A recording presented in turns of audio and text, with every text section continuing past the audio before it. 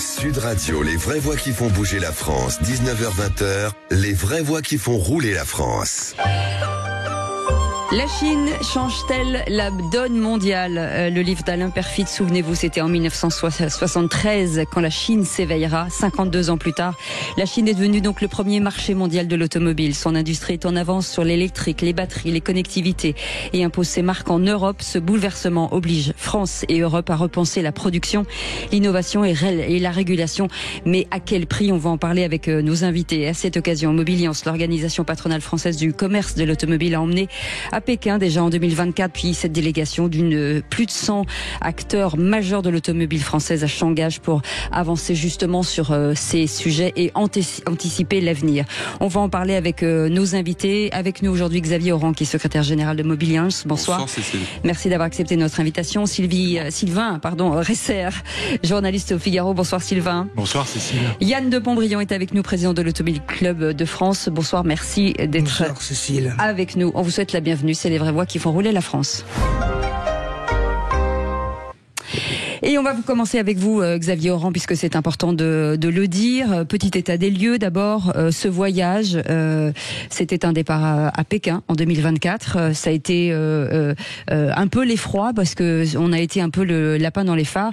Vous avez réitéré cette année à Shanghai, puisque c'est aussi le salon de l'auto, avec d'autres acteurs de l'automobile. Ceux qui étaient à Pékin sont revenus aussi. C'était quoi l'intérêt finalement de partir ? Cet intérêt à plusieurs dimensions en réalité, parce que monter une délégation française de cette taille, 120 personnes, c'était d'abord la première délégation en volume étrangère qui était présente à Pékin l'année dernière et à Shanghai cette année. Et nous avons estimé chez Mobiliance, avec nos partenaires de la PFA, mais aussi de la FIEF pour les équipementiers, qu'il était important de structurer une délégation française en tant que telle, comme le font un certain nombre de nos partenaires européens, je pense en particulier aux Allemands, et que le fait qu'il n'y ait pas jusqu'à présent de délégation française réellement structurée vraiment faisait défaut à la représentation des intérêts de notre pays. Même si nos constructeurs se sont relativement retirés de la Chine ces dernières années, nos équipementiers français rayonnent en termes de compétences, mais aussi en termes de chiffre d'affaires en Chine. Et donc, dans le contexte géopolitique actuel très centré évidemment sur la question des droits de douane, il était d'autant plus important cette année de réitérer ce déplacement pour ces raisons économiques et géostratégiques. Mais au-delà de ça, je pense que même en l'espace d'un an, on voit de manière tangible combien la Chine avance très très vite. Et donc on ne peut pas travailler dans la filière automobile européenne et française sans toucher du doigt, au sens vraiment physique du terme, la réalité de ce marché, les vibrations dans tous les sens du terme que l'on voit au cours du salon de Pékin, et puis maintenant cette année de Shanghai, parce qu'on voit qu'il y a une dimension culturelle. Est-ce que nos gouvernants français, européens auraient eu intérêt à faire ce voyage avant que vous l'initiiez ? Je sais que l'époque, en tout cas, devrait être moins à la création de nouvelles taxes et beaucoup plus à des économies. C'est une question de priorité, mais au chapitre des priorités, il me semble que l'argent des contribuables serait bien employé si nos hauts fonctionnaires s'offraient un billet pour aller précisément à Pékin et à Shanghai. Parce que le fait de faire le déplacement et de s'ouvrir intellectuellement, culturellement, à la vitesse, encore une fois, de ce marché et à sa réalité, c'est tout autre chose que de le voir et d'évaluer ce marché de manière assez abstraite et en fait lointaine, y compris sur le plan intellectuel, culturel et donc physique. Donc je plaide pour que cette délégation s'ouvre davantage. En particulier, bien sûr, mais il y avait un certain nombre de personnalités avec nous. Je pense en particulier à Madame Hydrac, qui a des responsabilités officielles dans le domaine du véhicule autonome. Je pense également à Bruno Fuchs, qui est le président de la Commission des Affaires étrangères de l'Assemblée nationale. L'ancien ministre au Transport était également avec nous et c'était une bonne chose. De le voir. Absolument. Et il y avait également bien sûr Luc Châtel pour la plateforme automobile, il y avait Jean-François Copé, il y avait Le premier d'entre eux, que je ne veux surtout pas oublier, qui est le meilleur ambassadeur de la France en Chine, parce qu'il la connaît de manière intime. Un ancien Premier ministre. Un ancien Premier ministre, c'est Jean-Pierre Raffarin, et c'est un atout politique absolument considérable pour la France. Il ne faut pas oublier qu'en 2024, c'était le 60e anniversaire de la reconnaissance de la République populaire de Chine par Paris. Et il m'apparaît que la France ne joue pas assez sur cet aspect culturel que j'évoquais à l'instant, parce que c'est une compétition économique et technologique sans aucun doute, mais le défi que nous lance également la Chine, les Chinois qui sont des compétiteurs absolument exceptionnels, c'est aussi un défi culturel. Yann de Pontbriand est avec nous, président de l'Automobile Club de France. Merci d'être avec nous. Est-ce qu'on a tort de se braquer finalement face à la Chine? Est-ce qu'il n'est pas trop tard pour se braquer? Alors, il y a plusieurs stratégies qui peuvent être appliquées. Soit on essaie de faire une stratégie de résistance face à face, mais je crains que malheureusement le combat ne soit pas à égalité.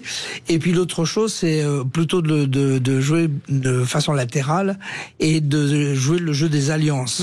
Je crois que ça, c'est très très important. On voit bien que tous les équipementiers qui sont là-bas jouent le jeu des alliances. Je pense que les constructeurs devraient aussi essayer de repenser un peu les choses. J'avais entendu il n'y a pas très longtemps un président d'un grand constructeur français qui était très branché à Alliance, et je pense que c'est une stratégie cohérente et gagnante pour ça, parce que effectivement en face de nous on a quand même on prenait les chiffres tout à l'heure, 160 constructeurs chinois, ça fait beaucoup. Alors il y aura des morts, faut pas non plus se leurrer, mais il démarre à 160 quand même. Et Sylvain Risser qui est avec nous, journaliste au Figaro, spécialiste de l'automobile, que vous connaissez bien, en tout cas dans les vraies voix qui font rouler la France. Vous avez été invité dans les 2 délégations 2024-2025. Qu'est-ce qui a été le plus impressionnant? Parce que c'est vrai que ça va vite, et en un an, on a vu que des choses ont changé. Alors moi, ce qui m'impressionne, en fait, je vais en Chine depuis à peu près une vingtaine d'années. Et en fait, quand on regarde la photographie il y a une vingtaine d'années et aujourd'hui, la photo s'est inversée, c'est-à-dire qu'il y a 20 ans, il y avait 80% de voitures occidentales et japonaises et 20% de voitures chinoises, et le rapport s'est inversé. Aujourd'hui, c'est 80% de voitures chinoises qui circulent sur la route, dans les rues, et 20% de voitures occidentales. Et en fait, ce qu'on regarde, il y a une accélération de l'industrie chinoise. Ce qui est fascinant, c'est leur capacité de réaction, leur rapidité de réaction. On discutait avec un designer d'un constructeur chinois, et il nous expliquait que le premier jour où il est arrivé, il a vu une voiture au bureau de style qui lui plaisait pas trop, il a demandé quelques changements, et il est revenu le lendemain matin et les changements avaient été effectués. Ça, chez nous, c'est impossible. Il faudrait plusieurs semaines, il faudrait demander au chef de projet, peut-être au patron. On ferait des réunions. Il faudrait faire des réunions avant de. Et eux, dans l'après-midi, ils changent tout. Ils ont la capacité de changer les choses à une vitesse qui est absolument phénoménale.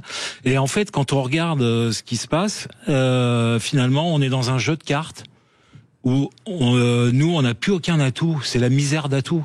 Et eux, ils ont tous les atouts. Vous êtes très défaitiste. Non, je suis pas défaitiste, mais si on prend la voiture électrique, ils maîtrisent toute la chaîne de valeur. C'est-à-dire qu'ils maîtrisent les métaux rares, toutes les pièces, les métaux avec lesquels on fabrique les batteries. C'est eux qui maîtrisent la chaîne d'approvisionnement. Donc nous on regarde finalement le train passé. Ouais. Alors ce qu'on disait Xavier Oran sur quand on était à Shanghai, on se disait eux innovent et nous on régule. Oui, c'est une formule un peu assassine. Ouais. Je crois que c'est Luca Di Meo qui l'avait employé, si j'ai bonne mémoire. Je crois que la formule exacte qu'il avait choisie, c'était les États-Unis stimulent, la Chine invente et l'Europe réglemente. Alors, hélas, il y a d'autres formules de ce type-là qui sont assez cruelles en réalité par rapport à la manière dont on conçoit notre réglementation et dont on booste l'innovation en Europe. Donc il y a une part de vérité qui est tout à fait exacte. Et encore une fois, je pense que la puissance publique européenne et française devrait regarder de beaucoup plus près ce qui se passe, comme je disais tout à l'heure, parce qu'on est dans un moment de vérité.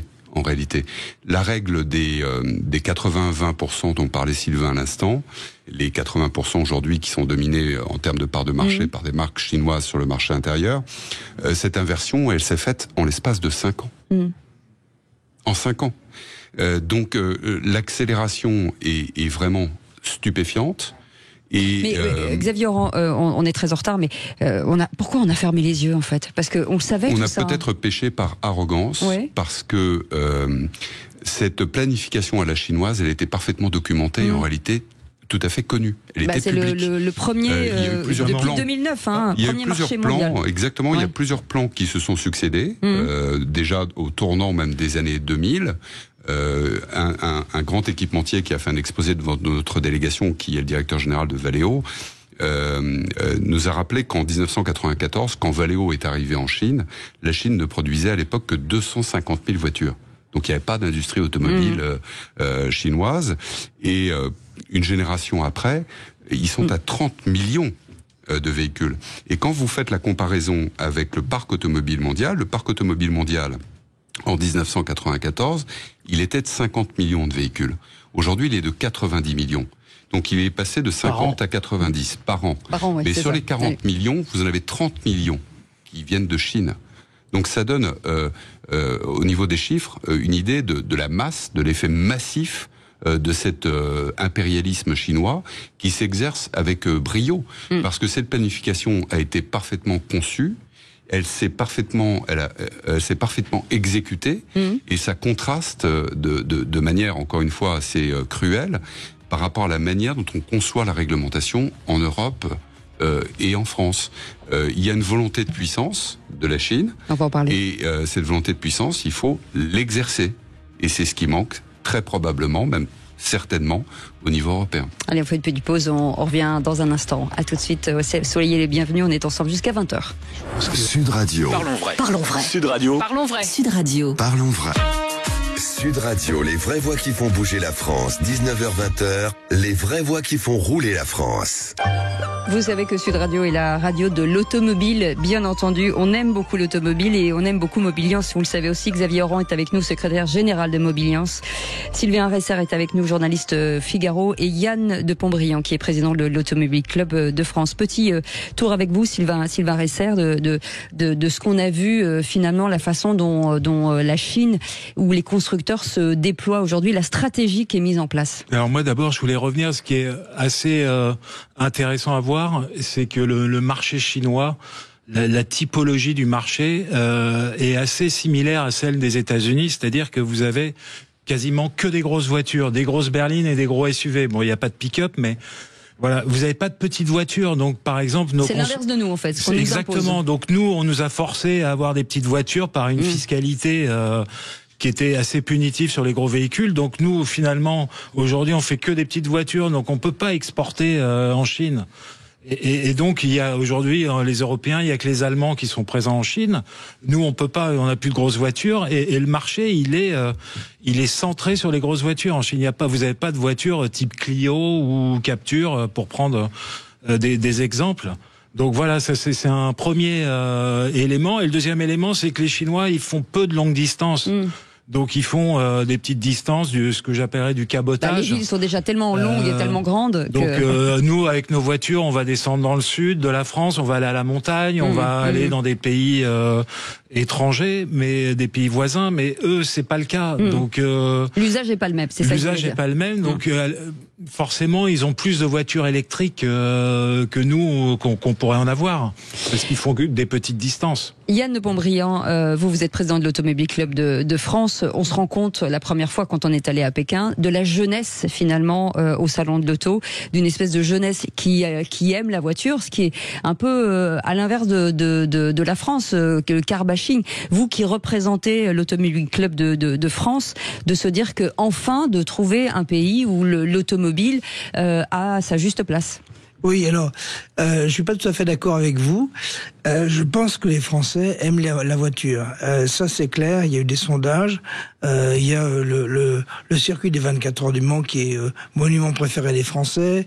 Vous vous promenez un peu en province. Je reviens d'une petite promenade automobile agressive, d'une semi-compétition. Et il y avait... je dis ça parce qu'on les écarte des centres-villes, parce que de plus en plus, avec les zones à faible émission, enfin voilà, on écarte quand même pas mal les voitures aujourd'hui. Voilà, absolument. Mais sur ce bord de route, il y avait plein de gens qui nous applaudissaient, qui voulaient nous voir voir passer. Et donc là, je pense que on a une analyse très contrastée entre les villes et la partie hors des villes en France. Et c'est vrai que c'est assez étonnant. Alors après, effectivement, la population chinoise est plus jeune, mais ils ont des problèmes démographiques maintenant, parce que comme ils avaient la politique de l'enfant unique, le problème démographique commence à se poser. Alors les Chinois réagissent très vite à la situation. Comme on dit dans le jargon entreprise économique, ils pivotent très vite, et c'est ce qu'ils sont en train de faire. Nous, c'est toujours, on attend de voir un peu, de toucher vraiment les choses pour pouvoir arriver à quelque chose. Et puis je vais compléter les choses aussi, c'est que quand il y a quelque chose de mal qui arrive en France, souvent on essaie de chercher le responsable, et donc on passe un temps fou à trouver le responsable. Et vaut mieux essayer de chercher une solution pour l'avenir qui embarque tout le monde et qui permette effectivement de trouver la vraie solution qui va être pérenne pour l'avenir. C'est ce qui nous oppose un peu avec la Chine, c'est cette jeunesse et l'usage de la voiture. Non, mais il y a on a une non mais allez-y. Non, mais il y a une minorité en France qui voudrait supprimer la voiture, mais on peut toujours essayer d'inventer une société sans voiture, mais on est à peu près certain que ça se terminerait très très mal. On l'a vu avec les gilets jaunes, quand on touche à la voiture, finalement on a rien remplacé, enfin on n'a pas réussi à trouver un moyen de transport qui permettrait de remplacer l'automobile, parce que c'est un formidable objet de liberté individuelle, liberté de se déplacer, et on n'a rien inventé d'autre. Mais je vais rebondir sur ce que tu viens de dire. C'est effectivement mobilité et liberté, c'est deux choses qui sont absolument liées l'un à l'autre. Et si on fait toutes les analyses sociologiques, démographiques et autres, on va tomber là-dessus en disant ah ben oui, finalement les chiffres disent bien l'impression que l'on en a. Et la liberté, c'est quand même le premier des slogans français. Et la mobilité, on aime bien cette mobilité. Il faut pas oublier que l'Europe est le berceau de l'automobile mondiale, et que la France a été le premier automobile club créé dans le monde. Ouais. Donc ça a fédéré beaucoup de choses et beaucoup d'énergie. Le code de la route. C'est un vrai héritage, hein, c'est ça que vous voulez dire. Ah oui, absolument. Un véritable héritage. Xavier Oran, quand on parle automobile, forcément, on parle de cette jeunesse, des usages, de la voiture autonome, finalement, il y a un usage un peu différent en Chine, c'est-à-dire qu'il disait, nous on construit des portables et on met des roues dessus en fait. Et ça, c'est innovant. Alors, ce qui est très frappant quand on visite le salon, c'était le cas déjà à Pékin, mais c'était encore plus fort à Shanghai cette année. La question du mix énergétique qui nous obsède tant en Europe, avec des échéances érigées comme autant de totems, ils sont sans objet là-bas. Le sujet n'est plus le mix énergétique. Ils ont fait un pari industriel gagnant, qui est celui de l'électrification, avec quasiment aujourd'hui une voiture sur deux qui est déjà électrifiée en Chine, et avec un mix énergétique qui sera de l'ordre de 75% d'ici 2030. Mais l'autre accélération, du coup, en tout cas vue d'Europe, elle est un peu éclipsée. Et elle est éclipsée en tout cas en Europe par la question du mix énergétique. En Chine, l'autre révolution, c'est celle du digital et du véhicule autonome. Ouais. Et de ce point de vue-là, toute cette jeunesse chinoise, elle est tournée vers ça. Il y a une recherche de contenu, il y a bien sûr une recherche de prix, mais c'est d'abord le contenu, la technologie embarquée, la qualité de cette technologie embarquée à l'intérieur de ces véhicules, les interfaces et l'expérience client sont, je trouve, sans grand rapport avec ce que l'on connaît au niveau européen. Et cette jeunesse-là, c'est très intéressant parce que là encore, on voit le clivage qui est encore une fois assez cruel. En Chine, l'âge moyen d'accès à l'automobile est de l'ordre de 30 à 35 ans. En Europe et notamment en France, c'est plutôt aux alentours de 60 ans. Donc on ne conçoit pas les mêmes voitures pour les mêmes marchés. Ça n'a rien à voir. En revanche, la Chine va probablement importer ce modèle économique en Europe.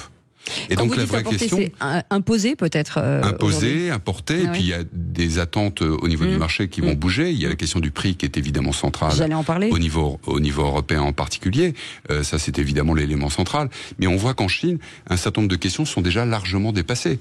La question des infrastructures de recharge n'est plus vraiment un sujet, parce que les infrastructures se sont développées de manière exponentielle. Et puis on a vu ces derniers temps des annonces assez frappantes frappante pour les Européens, notamment de CATL ou de Geely ou bien sûr de BYD, avec des promesses de recharge en quelques minutes pour récupérer 400 km d'autonomie. Il y a aussi... J'ai vu 520 en 5 minutes. En 5 minutes, donc ça change complètement la donne et ça change complètement la perception du produit en tant que tel. Et ça pose beaucoup de questions, y compris en termes de priorité d'allocation publique, en termes de fonds publics. Est-ce que la stratégie de vouloir couvrir l'Europe de bandes de recharge est la bonne quand on voit la technologie évoluer aussi vite? En fait, on est dans un mode de transition où aucune technologie n'est réellement mature, ce qui explique aussi une grande part de la compétition très intense que se livrent les constructeurs chinois. Mais on voit qu'on est qu'au début. Sur l'avenir, mais tout est extrêmement ouvert en réalité. Il y a un petit retour, Sylvain Risser, de dire que c'était très électrique. Et là, ça en revient sur l'hybridation quand même. Non, et là où ils sont forts, en fait, ils ont jamais dit qu'ils allaient faire que de l'électrique. Ils ont abrité l'électrique sous une appellation nouvelles énergies. Et en fait, dans cette appellation, vous allez trouver des véhicules électriques, mais aussi de l'hybride rechargeable. L'hybride rechargeable, en ce moment, en Chine, c'est une croissance à 2 chiffres.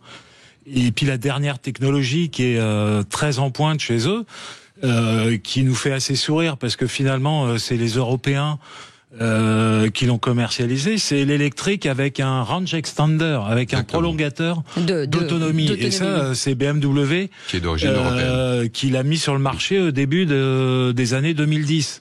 Donc quelque part, ils ont rien inventé. Ils ont rien inventé, mais ils sont pragmatiques. Ils sont pragmatiques. Et le véhicule électrique, les immatriculations, c'est de l'ordre de 30%. Nous en Europe aujourd'hui, on est à 15%, donc ils vendent 2 fois plus de véhicules électriques que nous, par exemple.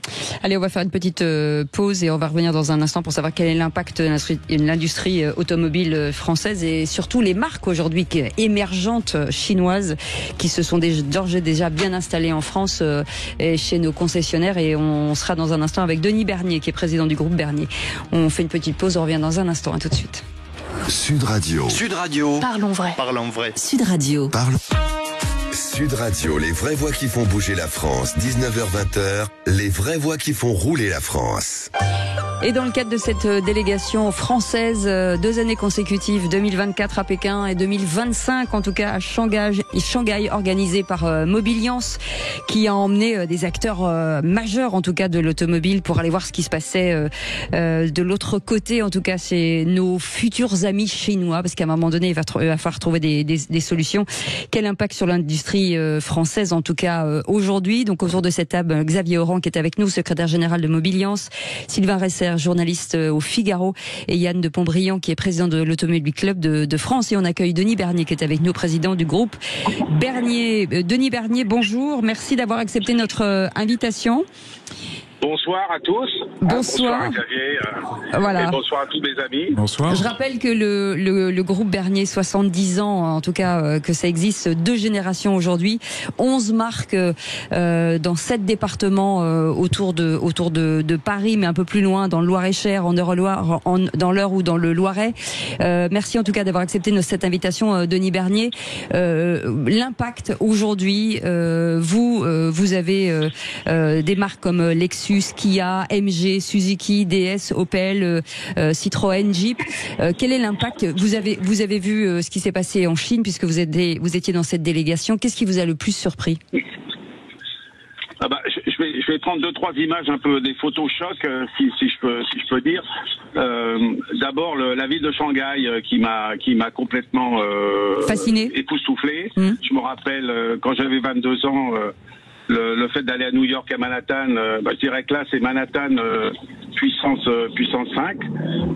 Donc ça a été pour moi le deuxième choc, c'est avec Peugeot là, ça remonte aux années 2002-2003. J'avais visité une usine Peugeot à Wuhan, où Peugeot était content d'aller montrer, je dirais, aux Chinois comment fabriquer les voitures. On est là maintenant, quasiment donc 50 ans même plus tard. Enfin 20 ans plus tard, et on s'aperçoit que c'est bientôt les Chinois qui vont, je pense, venir en Europe nous apprendre comment fabriquer des voitures. C'est pas simplement une plaisanterie, c'est qu'on a bien vu Toyota arriver en Europe et faire des usines en France, alors que pour faire des petites voitures, alors même que les Français partaient en Yougoslavie, en Tchéquie, pour faire les petites voitures. Donc oui, je pense que demain, les Chinois, pour tout un tas de raisons, l'industrie chinoise viendra faire des voitures avec nous. Tout l'enjeu, ça va être, comme on parle à l'heure, de se mettre en association avec eux pour associer nos compétences, et en tout cas c'est les meilleurs vœux qu'on peut se former. Donc voilà pour les impacts. Alors quand on parle de l'impact sur les usines françaises, vous en parliez tout à l'heure, je pense qu'effectivement ça va être très compliqué, quasiment impossible de rester dans l'état de travail et d'industrie tel qu'on le connaît aujourd'hui. Les seuls leviers, ça va être d'accepter de prendre les leçons des Chinois et d'essayer par nos compétences propres, parce qu'on s'associe avec des gens qui ont des compétences. Oui. Donc la solution, c'est d'abord de développer des compétences propres à la France, et on en a les moyens. On parlait de nos équipementiers, mais il faut absolument développer des compétences qui ne seraient pas forcément les leurs, pour pouvoir s'associer avec eux pour fabriquer demain des voitures en commun, et si possible avec des usines en Europe et pourquoi pas en France. Xavier Oran, quand on écoute Denis Bernier, on sent bien aussi que ce sont ces groupes-là qui vont accueillir aussi, qui peuvent accueillir des marques chinoises et qui peuvent faciliter l'installation. Et là, on parle de coopération. Il faut de toute façon coopérer. De toute façon, il faut être réaliste.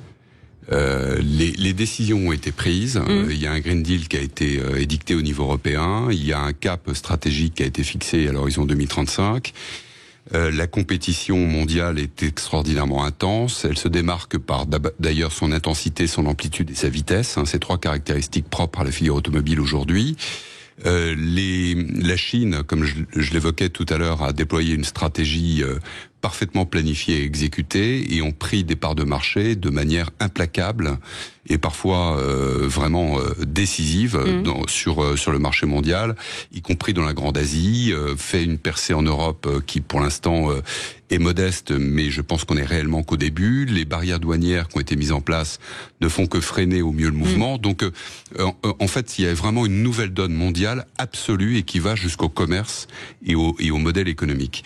Moi, ce à quoi je crois, c'est qu'on parlait de patrimoine tout à l'heure, et du fait que il y avait une sorte de courant un peu autophobe en France.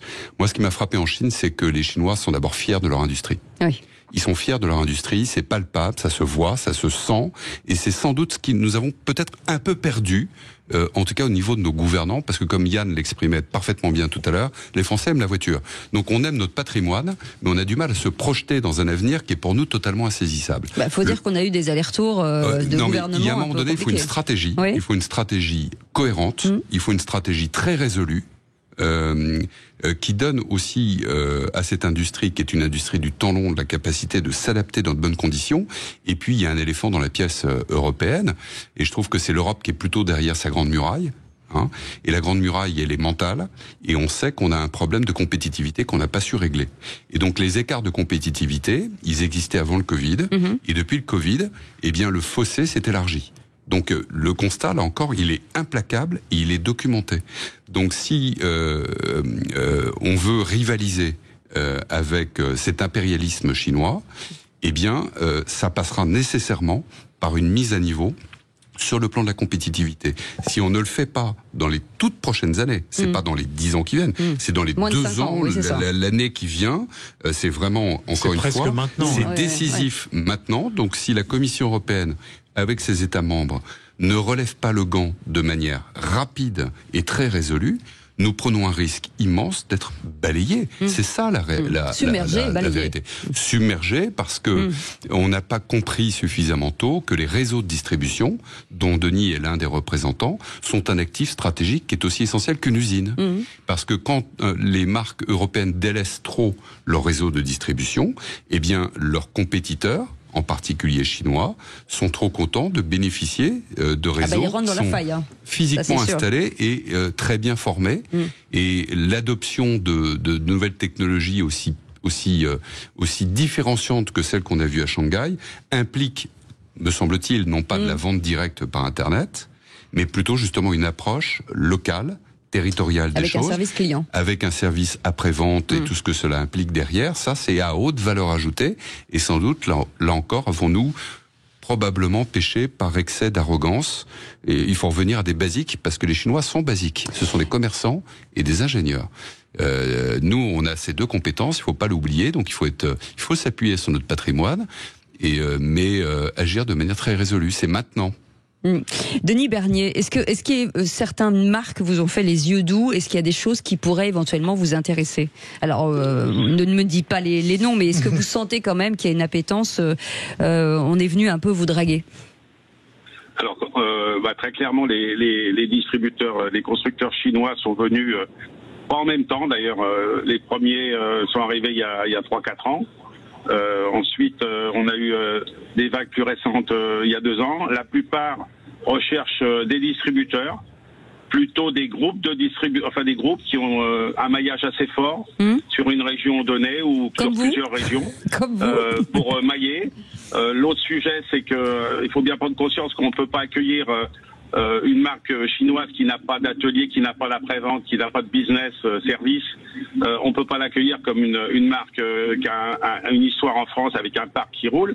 Donc c'est forcément avec des frais de structure, des locaux qui sont donc légers en coût. Il se trouve qu'avec la après il y a des partenariats avec Noroto, avec pas mal de avec la baisse des marques françaises. Je pense à des marques historiques dont je parlais tout à l'heure, avec des parts de marché qui sont à la baisse. Eh bien, il y a des locaux, c'est vrai, qui étaient utilisés autrefois par les marques françaises, qui se libèrent en partie, en tout cas, et qui sont suffisants pour accueillir volontiers des marques sur lesquelles on est obligé de s'inscrire. On peut pas, quand on est un groupe de distribution, ne pas regarder depuis quelques années et ne pas chercher à avoir quelques partenariats avec une ou deux marques chinoises, c'est certain. Sylvain Resser, est-ce qu'on est prêt aujourd'hui à acheter chinois? Il y a eu toute une période où on se disait on sait pas trop et maintenant on sent l'engouement, d'abord parce que les voitures sont appétissantes, soyons clairs, en technologie et sur le design, ce qui était moins le cas il y a 2-3 ans. Est-ce qu'on est prêt à ça aujourd'hui? En fait, il y a un argument qui est très simple, c'est le portefeuille. Quand on parle du portefeuille, on est tous pareils, donc forcément on va vers le meilleur rapport. Oui, mais des portefeuilles qu'on sait pas très jolis et très appétissants. Oui, mais là aujourd'hui ils font des produits tout à fait convenables. Le design, vous venez de le dire, est attractif. Les voitures, elles sont dessinées la plupart du temps par des designers européens qui travaillaient avant pour des marques occidentales. La technologie, si c'est une voiture électrique, ils la maîtrisent mieux que quiconque. Après, là où ça peut-être encore un peu pêcher, c'est effectivement le réseau de distribution, le service après-vente. Et puis, nous, on l'a constaté dans tous les véhicules chinois qu'on essaye, c'est le comportement routier qui est pas encore tout à fait au niveau des véhicules qu'on a l'habitude de croiser sur nos routes, que ce soit des véhicules français, européens, japonais ou coréens. C'est pas encore tout à fait au niveau, mais bon, en même temps, aujourd'hui, je dirais qu'on a un autre usage de l'automobile, on roule moins vite. On est plus dans un aspect sécuritaire avec tous les systèmes de sécurité embarqués, l'hyperconnectivité. Donc peut-être que la dimension comportement routier, dynamisme de conduite a peut-être moins d'importance qu'à une certaine époque. Yann de Pontbriand, président de l'Automobile Club de France, est-ce qu'on n'a pas peur in fine de perdre nos talents qui fuitent là-bas? Oui, mais on a déjà eu sur les nouvelles technologies un certain nombre d'exemples clairs sur la fuite des talents et des cerveaux. Sur l'industrie nucléaire également, je pense qu'il va peut-être falloir tirer les leçons du passé pour pouvoir arriver à maintenir un savoir-faire industriel que l'on possède. Et il va falloir savoir garder nos talents. La remarque que je ferai aussi, c'est que n'oublions jamais, c'est que c'est l'utilisateur final qui choisit sa voiture. Oui, c'est ce qu'on dit. C'est même que ce soit une voiture de fonction ou une voiture d'usage personnel, ça reste le choix final est là. Et les gens font aussi un choix en fonction des services qu'ils vont avoir avec la voiture. et ou de la proximité. Et ça, effectivement, par Internet, c'est un petit peu compliqué d'avoir cet ensemble qui a fait client, oui. la force des réseaux de distribution français. Voilà. Merci beaucoup, Denis Bernier, d'avoir été avec nous. Merci d'avoir accepté notre invitation. Vous êtes président du groupe Bernier. Merci beaucoup. Vous restez avec nous dans un instant. À bientôt. À bientôt, et peut-être en France cette fois-ci, plutôt qu'à Shanghai. Bon, on peut y retourner, remarquez. Hein. Avec plaisir, à bientôt. Au revoir. À très bientôt. Vous restez avec nous, on revient dans un instant avec la riposte, les opportunités en tout cas pour la France, la collaboration, on en parle, mais qu'est-ce qu'on va pouvoir mettre en place? On en parle dans un instant avec nos invités. À tout de suite. Sud Radio, votre attention est notre plus belle récompense. J'écoute Sud Radio tous les jours et j'adore. Sud Radio, parlons vrai. Sud Radio, les vraies voix qui font bouger la France, 19h-20h, les vraies voix qui font rouler la France.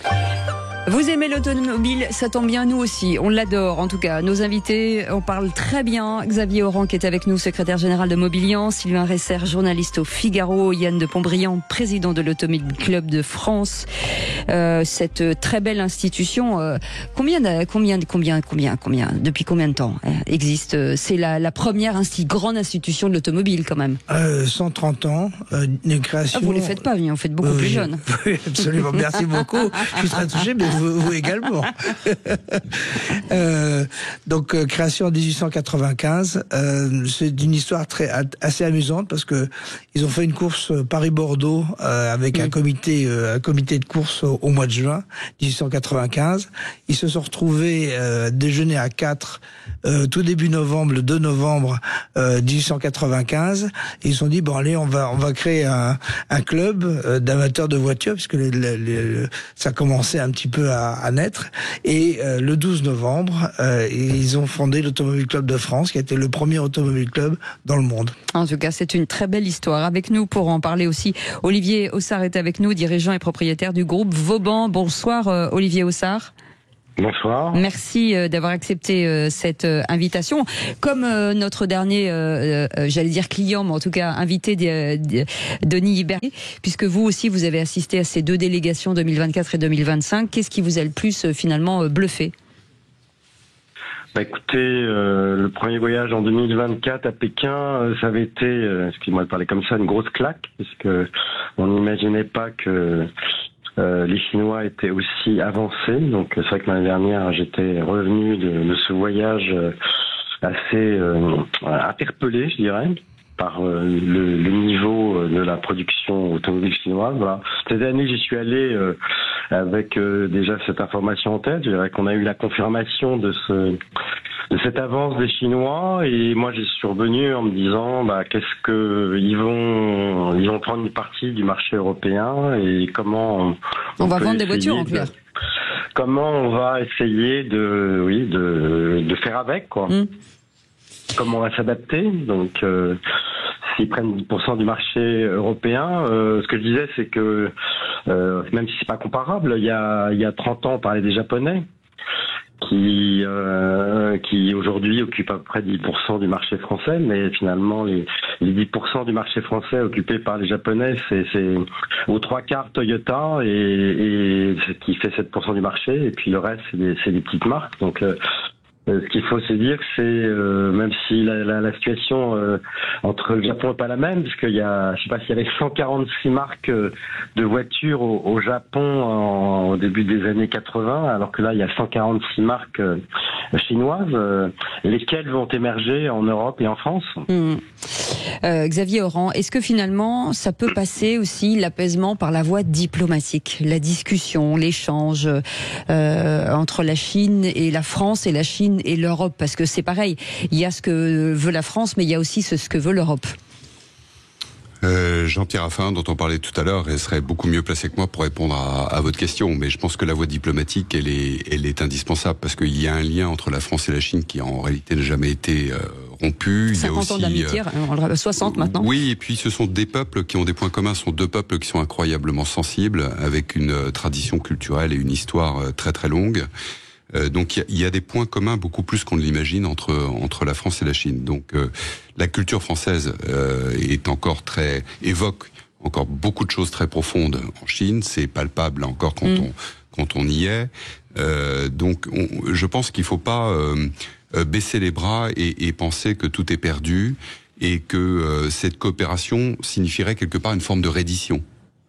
Je pense qu'il faut aller de l'avant, régler impérativement les problèmes de compétitivité. C'est un impératif, c'est un prérequis. Gérer au mieux nos compétences dont parlait Yann tout à l'heure pour éviter la fuite. Mais est-ce qu'on a conscience de ça? Je pense qu'on n'en a pas pris suffisamment la mesure parce qu'on est un peu dépassé par la vitesse en réalité, avec un marché qui est très incertain. En France, on aura les chiffres dans quelques jours à peine pour les chiffres du mois d'avril. Qui devrait être dans la même tonalité que les mois précédents. Donc on a un marché qui décroche, on a un niveau de production qui décroche, et pendant ce temps-là, la Chine, c'est le premier producteur, le premier exportateur, et de manière très nette par rapport au Japon qu'on évoquait à l'instant, et c'est le premier consommateur d'automobiles. On parlait de Toyota tout à l'heure, aujourd'hui Toyota est un site central de production en France. Donc ça interpelle quand même sur l'impact de nos politiques publiques et sur les choix industriels qui Toyota est le premier producteur de voitures en France. Alors, on peut pas leur reprocher, ils ont bien fait leur boulot, mais ça pose question quand même. La France reste attractive à plusieurs conditions, d'ailleurs dans quelques jours je crois qu'il y a Choose France. Bon, mais pour l'instant, c'est plutôt un tue-l'amour qu'on envoie à des partenaires potentiels chinois, parce qu'on a un niveau de réglementation et de fiscalité sur le produit automobile tellement lourd. Mais c'est pas tellement lourd, c'est que c'est devenu aberrant. C'est-à-dire que on est en sur-régime fiscal et réglementaire en France et en Europe. On a atteint des limites.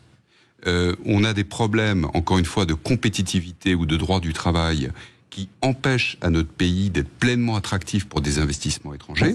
Et donc, il ne faut pas s'étonner que l'Asie et la Chine sont un pôle d'attraction, y compris pour nos compétences, qui peut nous mettre demain encore plus en danger. Donc, ce que disait Yann tout à l'heure sur les compétences, ça fait partie des points clés. La préparation des compétences de demain, notre niveau de qualification, notre niveau de compétences, c'est vraiment un point central, parce que, et là encore, il faut avoir au moins un chiffre en tête, les 40% des diplômes d'ingénieurs aujourd'hui, ce sont des Chinois dans le monde. Donc de toute façon, quand on parle de BYD c'est 120 000 ingénieurs. Donc il faut avoir conscience de ces masses pour se dire non, c'est pas perdu, mais on a vraiment, encore une fois, j'insiste, intérêt à accélérer et à changer totalement de braquet et de conception générale de nos politiques publiques et aussi de notre politique d'investissement. Il y a Choose France très bien dans quelques jours. J'espère qu'il y aura des investisseurs de tout pays qui viendront chez nous pour participer à la réindustrialisation. Parce que contrairement à ce que l'on dit, je regrette d'avoir à le souligner, mais il n'y a pas de réindustrialisation en France aujourd'hui. C'est pas vrai. Et on voit le problème de compétitivité, Xavier a raison, c'est clé. Parce qu'on voit que BYD installe 3 usines en Europe. BYD a choisi la Hongrie, ils n'ont pas choisi la France. C'est l'Europe de l'Est qui profite de l'implantation. La Pologne, la Hongrie, la Turquie. Il y a d'autres constructeurs chinois qui ont des projets d'implantation européens. Les noms des pays qui circulent, il n'y a pas la France. Et la France est réputée.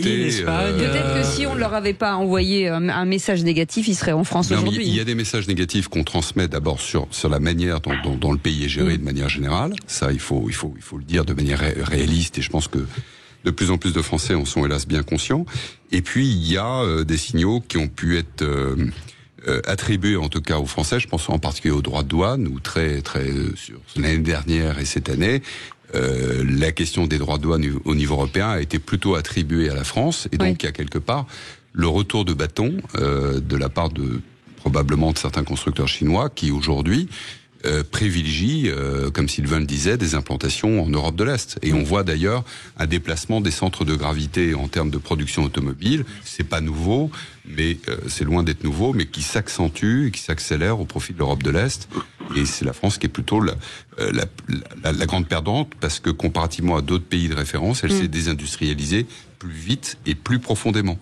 Donc, on a encore des atouts, il va falloir vraiment les jouer. Oui, il y a un climat social qui n'est pas toujours très apaisé. En plus, je rajouterais aussi autre chose, c'est que lorsqu'on traite mal un touriste chinois en France qui se fait voler son portefeuille ou autre pour des problèmes de sécurité, ça a un impact immédiat sur est-ce que je vais aller m'implanter dans ce pays où je risque avec ma population d'avoir des problèmes. Donc il y a tout ça qui rentre en ligne de compte. C'est un modèle très complexe, mais ça fait partie des choses et des décisions qu'ils peuvent prendre pour pouvoir investir et s'installer en France. Pour contourner les droits de douane, de toute façon, ça passera, et ça a déjà démarré par une stratégie d'implantation. Donc autant que cette stratégie d'implantation profite au pays, à la France, bien sûr, plutôt que de voir passer les plats. Merci en tout cas, c'était passionnant. Merci beaucoup Olivier Haussard, en tout cas dirigeant et propriétaire du groupe Vauban. Merci beaucoup Yann de Pontbriand, président de l'Automobile Club de France. Merci Sylvain Resser, journaliste au Figaro. Et merci Xavier Oran, secrétaire général de Mobiliance. Et je remercie encore toutes les équipes forcément de Mobiliance pour avoir organisé le président français. Exactement. Et merci de votre invitation, Cécile. Écoutez, vous êtes ici chez vous, c'est la maison de l'automobile ici. Vous revenez absolument quand vous voulez. Mon co-animateur de la semaine, Philippe David, va parler football. Et évidemment, on va parler pendant une longue partie de ce Arsenal Paris Saint-Germain. La compo vient de tomber pour le Paris Saint-Germain. Et on va vous la donner en détail, mais Désiré Doué est titulaire. Le jeune prodige du Paris Saint-Germain qui avait mis un but sublime au Parc des Princes contre Aston Villa et mis le tir au but vainqueur à Anfield Road. Ça y est, on a le résultat, c'est bon, c'est plié. Donc on va en parler. Oui. Xavier ?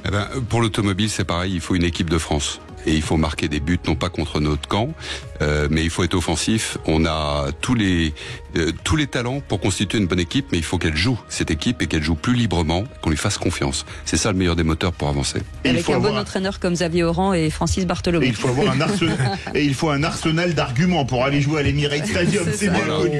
Bravo. Et on va conclure avec le But Football Club par le scandale de Real Madrid-Barcelone. Une chose jamais vue, l'arbitre qui pleure en conférence de presse après le match, Monsieur De Burgos Bengoechea, des scènes complètement folles, Rudiger qui pète un plomb, qui jette des sacs de glace sur l'arbitre, et on en parlera avec le But Football Club, évidemment avec nos amis qui rentrent, Guy Carlier, Emmanuel Galasso, Quentin Frodon et Maxime Sénat. Allez, passez une très belle soirée, merci de votre fidélité, on se retrouve demain à partir de 17h en direct de la Foire de Paris avec Philippe David et l'ensemble de nos invités. À demain, passez une belle soirée, salut.